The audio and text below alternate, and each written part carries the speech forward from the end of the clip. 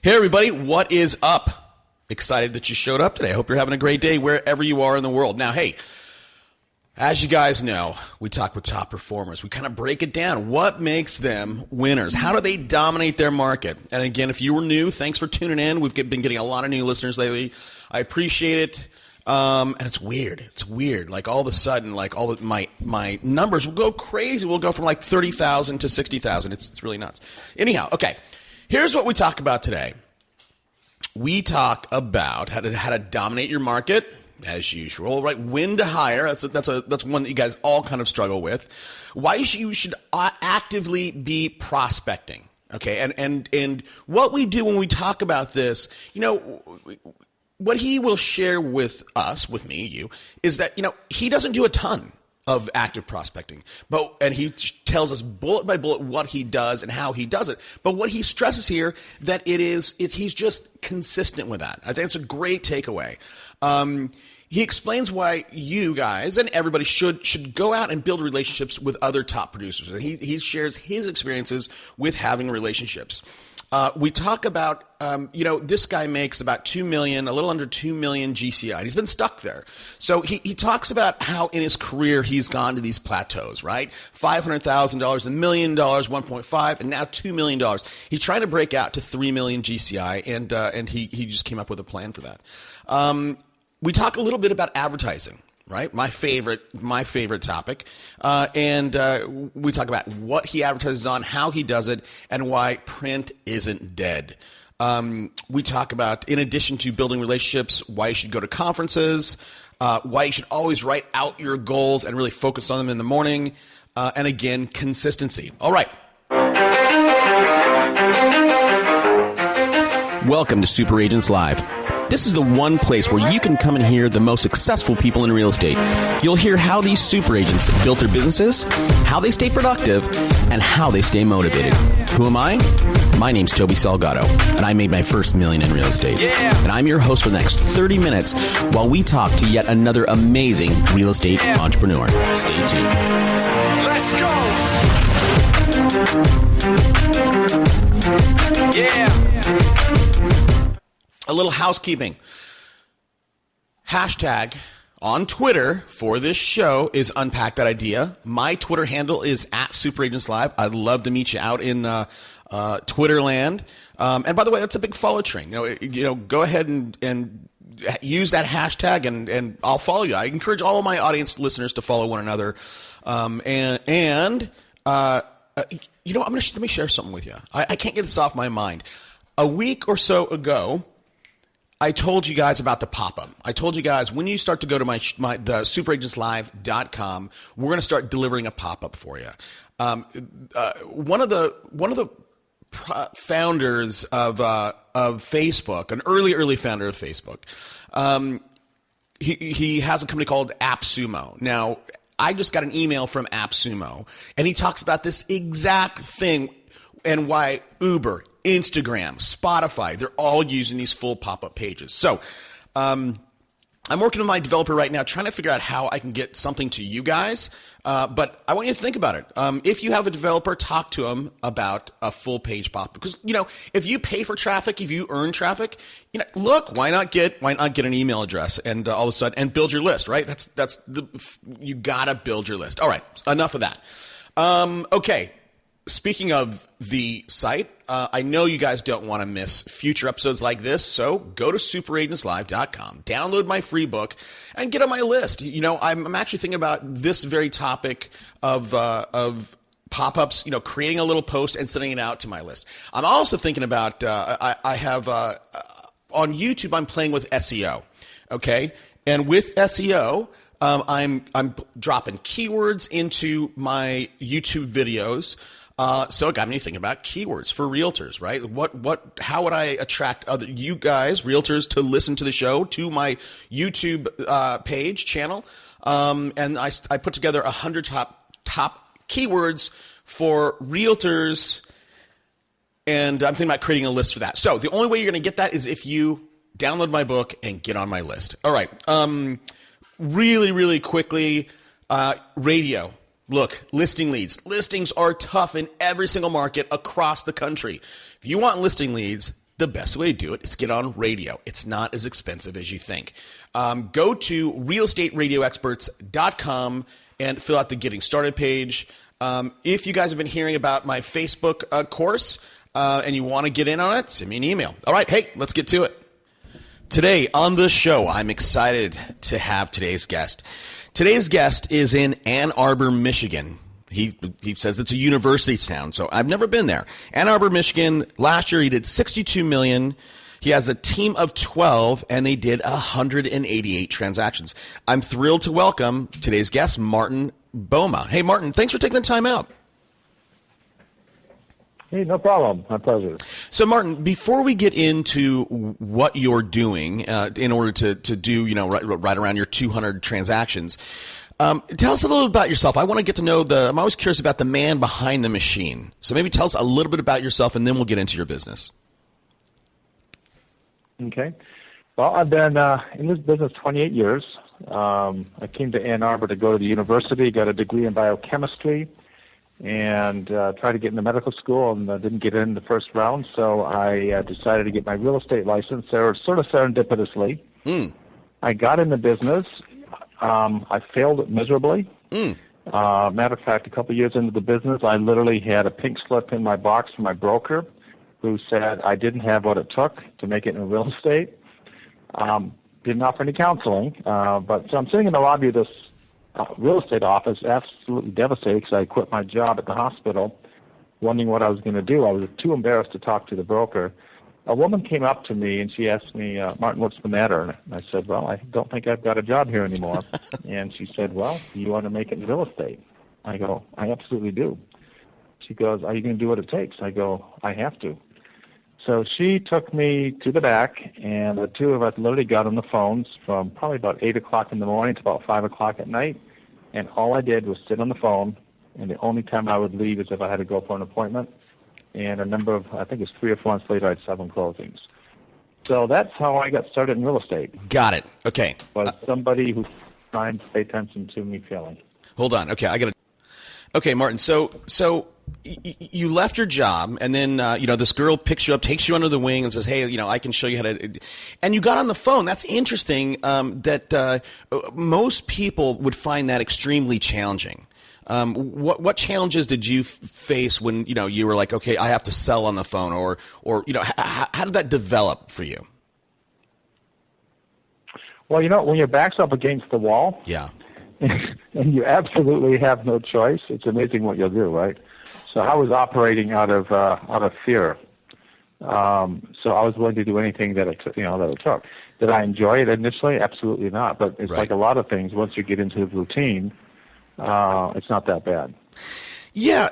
So again, did she give you just a script, and you just did that script? We literally, because that was a long time ago, but we literally would just go through the Brussels book. I don't know if you remember the Brussels book. No. It was a reverse directory. Okay. And I would normally start with agents at the office, go to buyer for a neighborhood, and say, hey, I'll call the neighborhood for you. Yeah. Oh. And they were very, I wasn't scripted or nothing. We just basically asked people if they wanted to sell their house, and it was very, very basic. And, of course, obviously, the more you do it, the more you start fine-tuning what you're doing, and et cetera. Yeah, okay, and then I forgot, I didn't write it down. So you got on the phone, did you say 3 or 4 months later you had 7 listings? Closings in 3 months. Wow. Closings. So it was 3 to 4 months. It was. I'm sorry. Did I cut you off there, Martin? Oh no. Okay. No. So you had 7 closings. That's awesome. How did you? Is this? I have to imagine that all You didn't have a job, then you start making phone calls, you get 7 closings, you make some money. I have to sort of believe that you would think, oh geez, calling works and you're going to double down on that. How did your business or your skill set develop after that experience? Well, what happened is, you start making a little bit of money, then you start spending some money on marketing, right? And start pulling back on the calling, because that is very time intensive. It's, sort of if you don't have the money, you've got the time, right? Yeah. And if you don't have the time, you've got the money.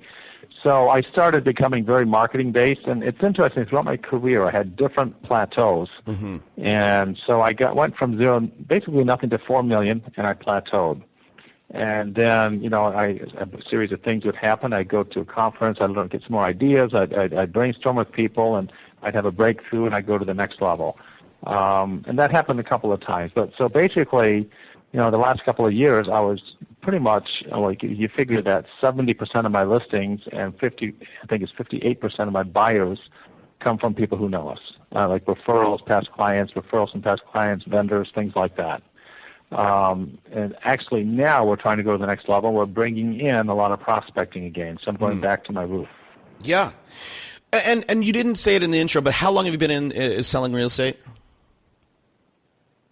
28 years. Oh, wow. Okay. That's why you have 70%. So let's talk about those plateau periods. So you went from 0 to 4 million and you plateaued. What was it, basically calling? Is that what got you to the 4 million, or what other marketing did you integrate? I don't know if you can recall. Yeah, what I did initially, I started cold calling, and then I started getting neighborhood specific, and I had a couple of neighborhoods that I totally dominated. I called them, and I get a listing, and of course you mail out a just listed card, and you know how that goes, and you start dominating that market. And then I would do it into another market, and I'd do it in another market, and then I sort of got, it gets to the point where you can only do so much, and then I started bringing on my first assistant, and back then there was no one that had assistants. So I had no model. I had no one telling me what to do. It was very inefficient, the learning curve. But I struggled through that, and we just slowly kept growing. Bringing in my first assistant allowed me to go beyond that $4 million initially. So just extra labor, extra manpower is the thing. So is it fair to say that it was the paperwork and the whatever time and stuff that you have to do, that's the thing that made you plateau? Yeah, okay. Absolutely. And keep in mind, back in those days, 4 million was a lot more transactions than it is today.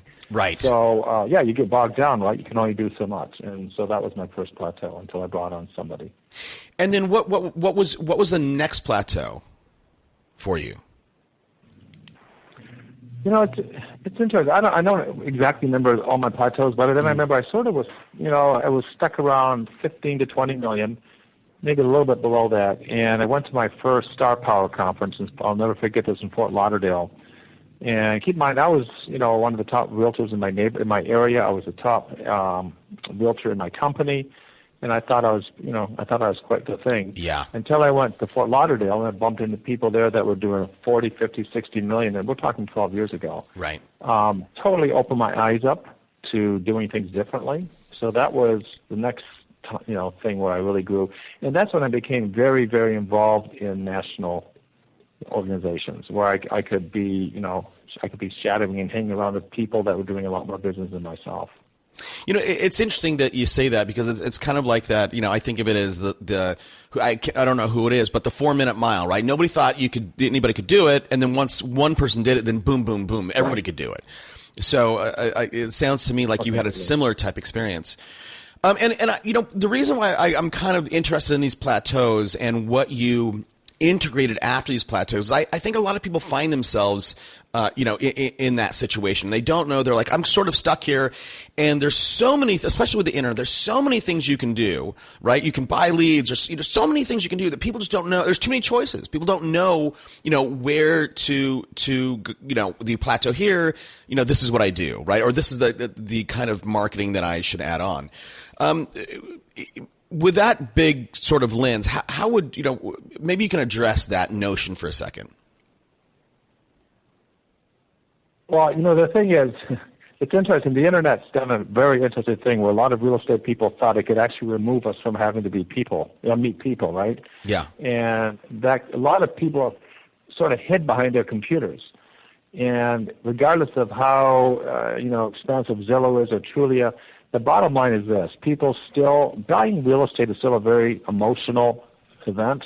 It's something that happens, it doesn't happen every day, so it remains sort of as an unknown to people. And it's a high dollar volume purchase, so I think people are always going to be involved, but you have to be very good. You can't. It used to be when you're a gatekeeper of information, you don't have to be good. Right. You don't have to have the knowledge or the skill set. Now that we're no longer the gatekeepers, there's a lot of information out there. We bring the knowledge to the table.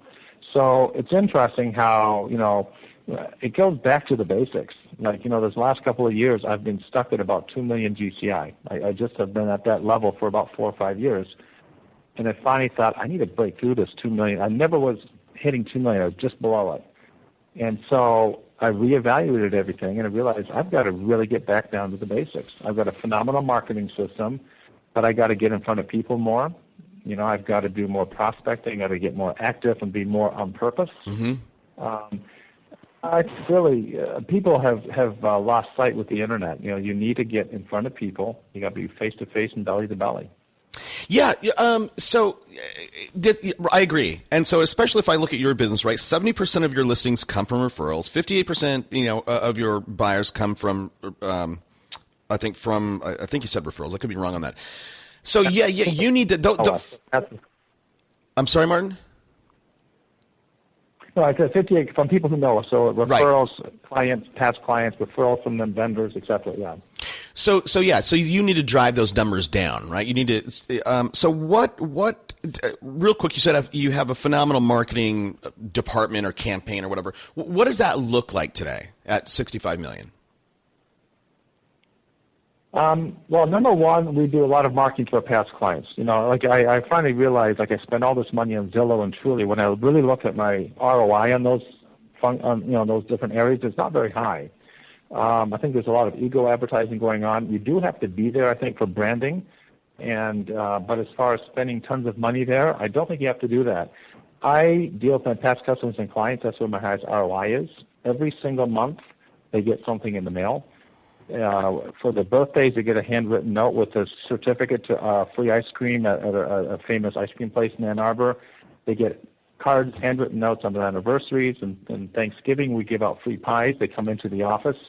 We hand out this last year 350 of those. Plus, it gets mailed to everybody, so everybody on our mailing list, gets that was nice. Even though they don't stop by and pick up a pie.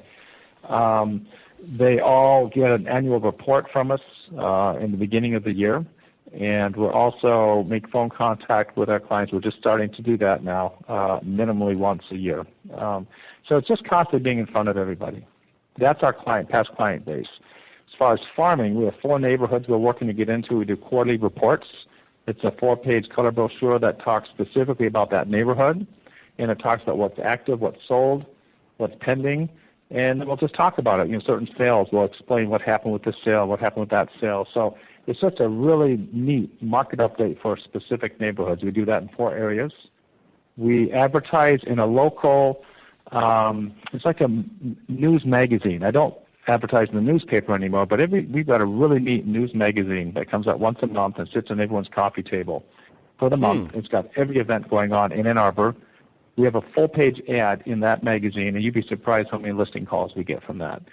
And then on the internet, we're all over the internet. If you go to my website, and those we have tons and tons of neighborhood web pages that are updated regularly. So it's not static information. This is information that's constantly changing, so we're constantly on the top. If you type in any kind of real estate term related, relative to Ann Arbor, we're on page 1 pretty much. So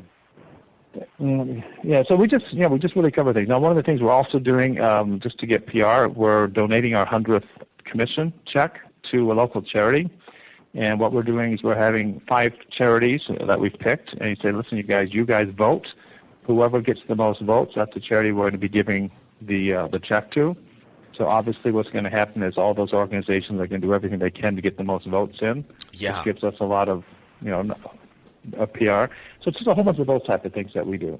See, I think that's interesting. That you're doing print, which a lot of people think that print is dead. You're doing just simple stuff, pie giveaways, right? I mean, it's stuff that nothing tricky there.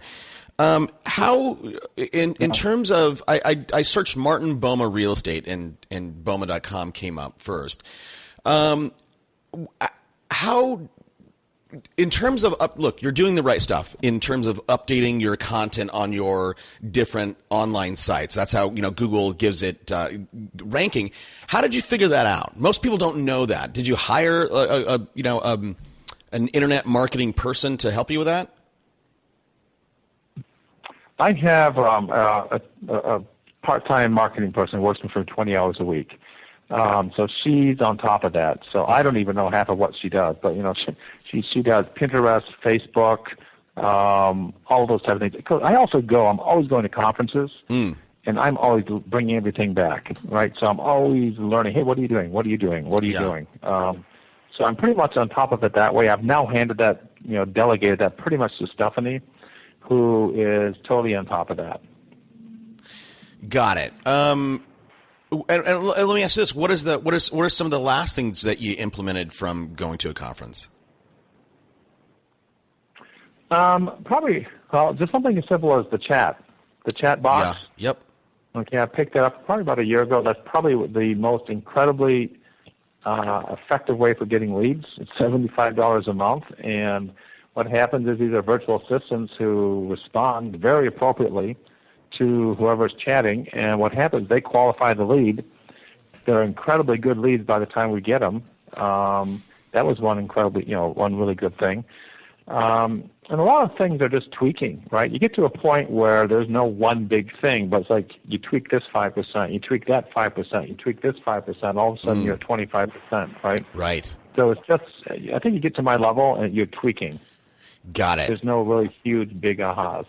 Yeah, no, I would agree. I mean, so I'll tell you, I was just this summer. I was at the Boomtown conference, and this chat box is one of the things that I think was probably that came out there, and people were really, really excited about it.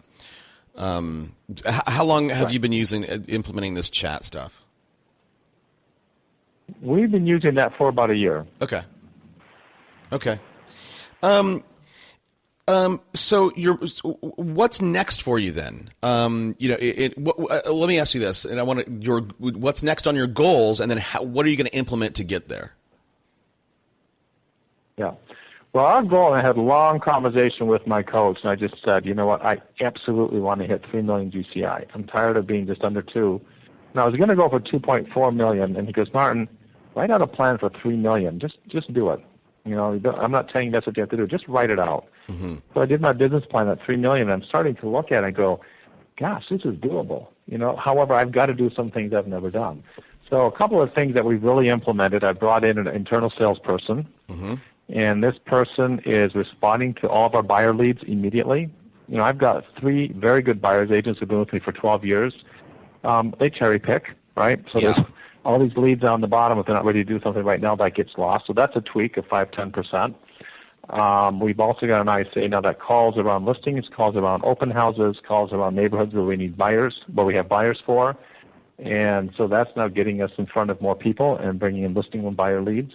We're also now doing open houses, 2 of them a week. I never have been a believer in open houses, but we're doing them right. We choose the ones we're going to hold open. What we do, we send out an open house card the week beforehand. We put the sign up. We put the rider up. My ISA calls through the neighborhood. We do the whole 9 yards. And then on Sunday, we have a courier that delivers 15 signs per open house. So we've got tons of open house signs all over the city. And that has been phenomenal. We just started that this year, and every open house we're averaging 1 to 2 listing leads and 2 to 3 buyer leads. So it's just a bunch of, those are the 2 big changes we're making, is going into the open house and doing a full blast, and starting to utilize the ISA model and doing a lot of outbound prospecting. Yeah, and so that open a lot of things. I'm sorry, I missed that last piece, Martin. I think and also, as far as we're just tweaking a lot of things in the office. Like I said, you tweak this 5%, that 5%, all of a sudden you're at 80%, right? So, but those are the 2 big ones. Yeah, and I'll, I want to talk about open houses for a second, because that is that's commonly come up on the show, and I'm seeing a couple of changes in terms of how people do open houses. One is, I'm starting to see this move towards these mega open houses, right, with balloons and streamers and so mega open houses where people are, putting up the signs. There's a rollout model for this that really is. There's a 3-week rollout model where.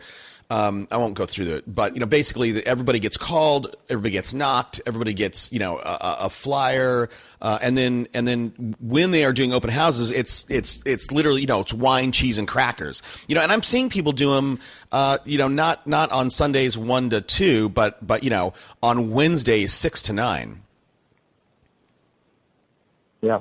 We're doing them Sundays 2 to 4, and what we're doing is I'm listing, we're in a very low inventory market, so we list the property on a Thursday. It goes into multiple listing on a Thursday. No showings until Sunday at the open house. We do that from 2 to 4, and no offers will be presented until Tuesday.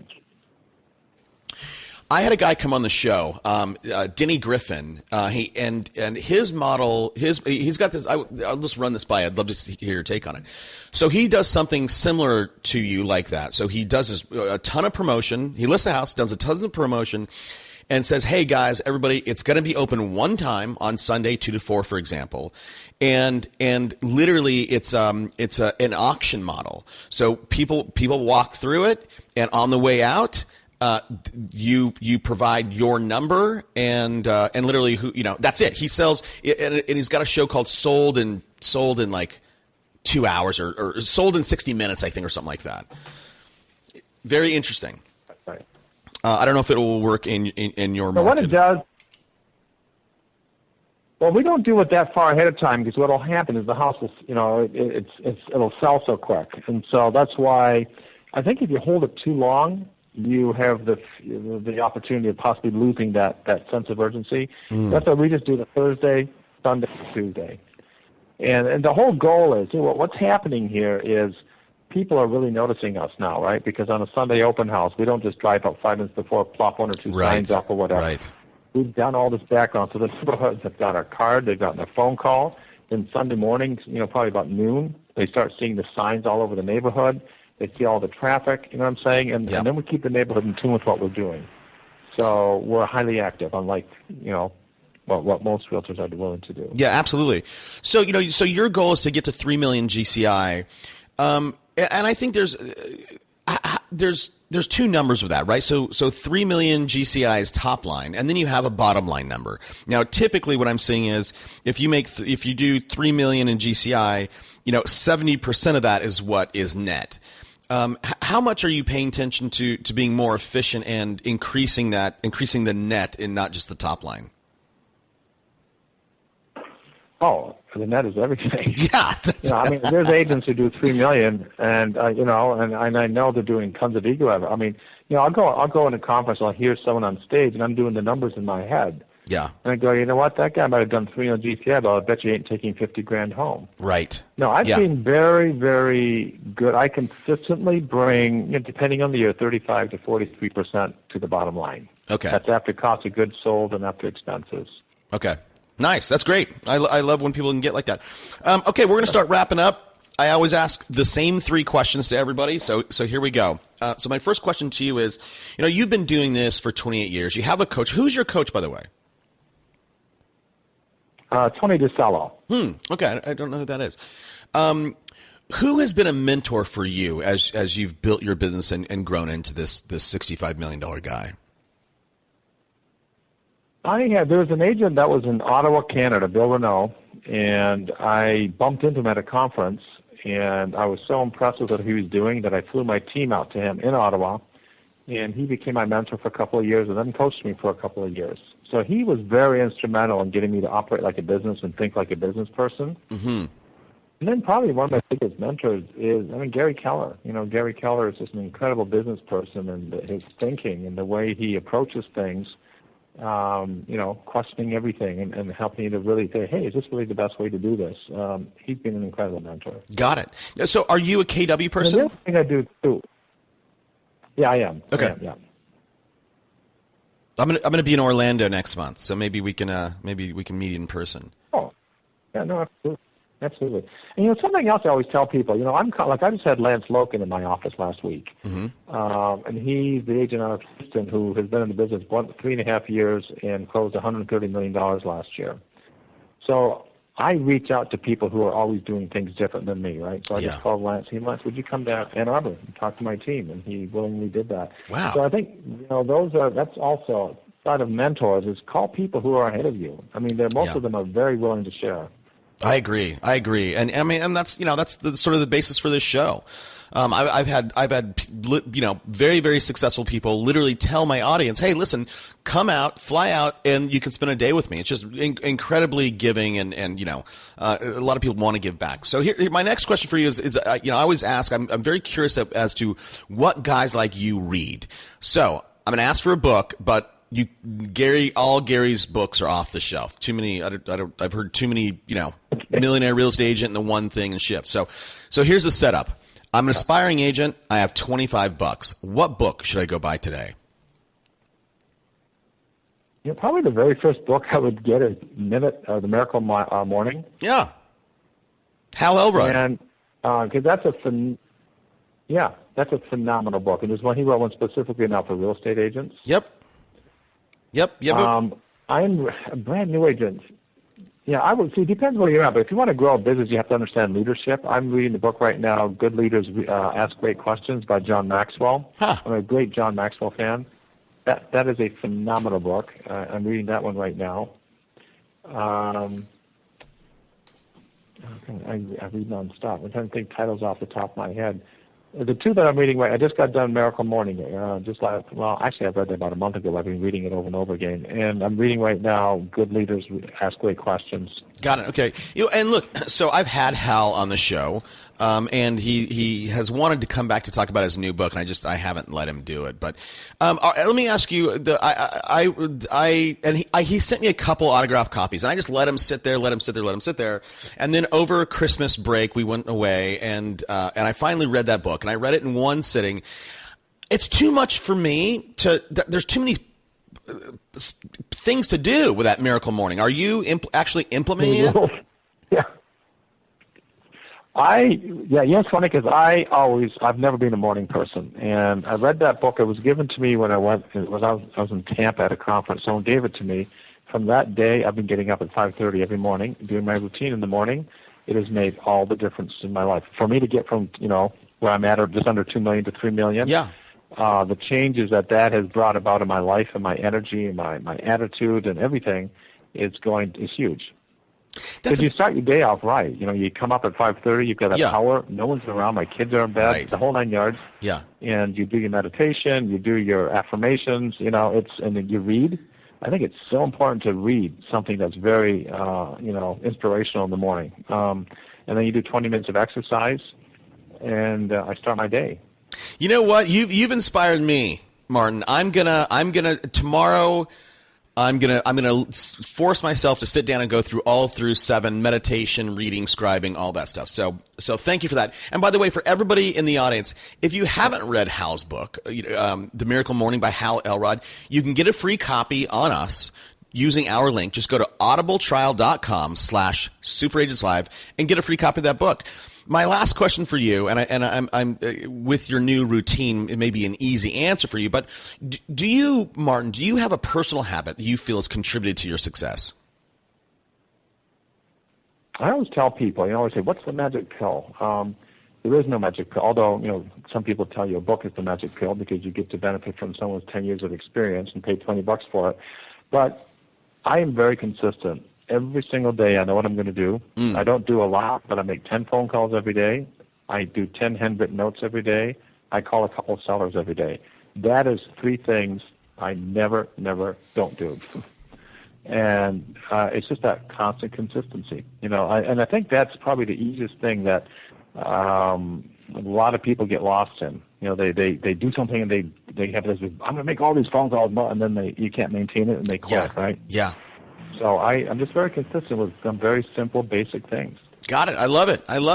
Well, listen, Martin, I always encourage my audience, if they've gotten anything out of this episode, I encourage them to reach out and say thank you to you. And, maybe they want to join your team. Who knows? Where can people find you, Martin?